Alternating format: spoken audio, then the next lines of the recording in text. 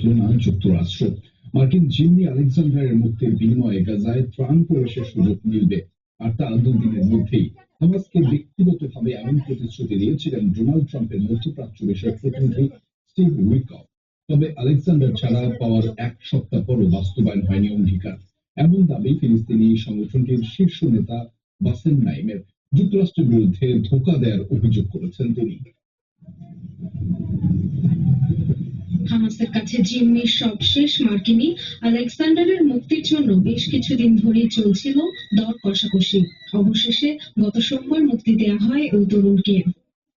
মার্কিন গণমাধ্যম ড্রপ সাইটকে দেয়া সাক্ষাৎকারে হামাসের রাজনৈতিক ব্যুরোর সদস্য বাসেম নাইম অভিযোগ করেন, আলেকজান্ডারের মুক্তির জন্য ধোঁকার আশ্রয় নিয়েছে যুক্তরাষ্ট্র। জানান, মার্কিন প্রেসিডেন্টের প্রতিনিধি স্টিভ উইটকফ সরাসরি প্রস্তাব দিয়েছিলেন মার্কিন জিম্মি মুক্তির বিনিময়ে গাজায় অবরোধ তুলে নেওয়া হবে এবং দুদিনের মধ্যেই প্রবেশ করবে ত্রাণ। বলা হয়েছিল বিষয়টি নিশ্চিতে ইসরায়েলকে বাধ্য করবে ওয়াশিংটন। এছাড়াও উইটকফ আশ্বাস দিয়েছিলেন, আলেকজান্ডারের মুক্তির পরই অবিলম্বে যুদ্ধবিরতির আহ্বান জানাবেন ট্রাম্প, উদ্যোগ নেবেন স্থায়ী যুদ্ধবিরতির আলোচনার জন্য। তবে এক সপ্তাহ পরও এসব প্রতিশ্রুতি নিয়ে টু শব্দটি করছে না মার্কিন প্রশাসন।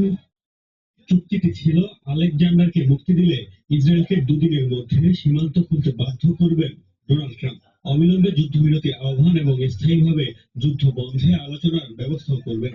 কিন্তু তিনি এগুলোর কিছুই করেননি। তারা কেবল চুক্তি লঙ্ঘনই নয়, এটি ডাস্টবিনে নিক্ষেপ করেছেন। গাজায় যুদ্ধবিরতি ও জিম্মি মুক্তি ইস্যুতে চুক্তির লক্ষ্যে ১.৫ বছর ধরেই নানা চেষ্টা তদবির চলছে।